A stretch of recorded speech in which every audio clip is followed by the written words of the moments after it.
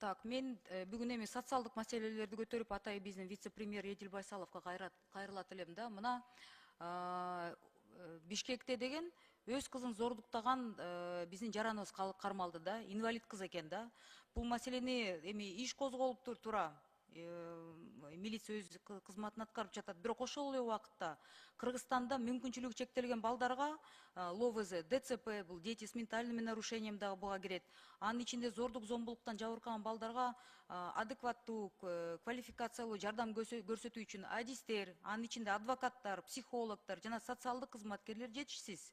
Мындай адистерди жана юридикалык жардамдын жоктугунан ушул балдарды, инвалид балдардын мындай тагдырлары аябай бузулуп кетип атат да.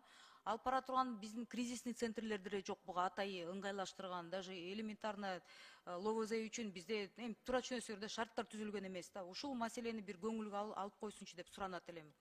Андан тышкары деген мага ОШГУдан бюджеттик основада окуган Центр постдипломного непрерывного медицинского образования бар экен да. Ошонун студенттери кайрылып атышат да. Бизге дейт интерндерге 20 000 сом кошумча төлөнмөк дейт. Мына сентябрдан бери токтоп төлөнбөй калды 5 айдан бери деп атат. Уже канча студенти жазып атышат. Ушул боюнча маселени Кабминге жеткирип бериңиздерчи, эмне болуп атат деп суранып атышат да.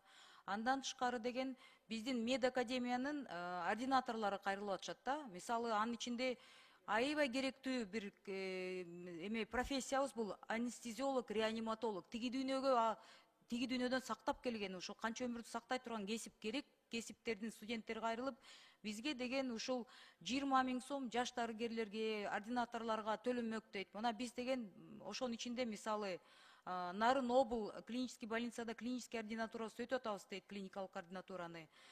Поликлиникага кошумча 20 000 сом төлөнүп, ошол эле убакытта биз бияктан өтүп атсак ординатурабызды, жаш дарыгерлерге 20 000 сом төлөнөт деп университеттерден, телевизорлордон мактанып айтып коюп, по факту эмнеге бизге төлөнбөйт деп суранып атат да. Ошондуктан мен комитеттен да көтөрдүм элем бул маселени. Жаштарды алдабагыла да. Төлөнөт деп туруп, мына Алмаз Акунжанович, мына студенттер жазып атат, төлөнгөн жок деп. Ушуну текшериңиз. ОШГУ менен мисалы реаниматологдорду Нарынга жөнөтүп коюп, Нарындагы жарандарыбыздын эмне тагдыры бизге мындай кайдыгер болмок белекпиз. Министр, вице-премьер каякта карап жүрөт, ошону чечсин деп мен суранат элем да. Башка маселе менен эле алек болуп, не знаю, чем он там занимается да.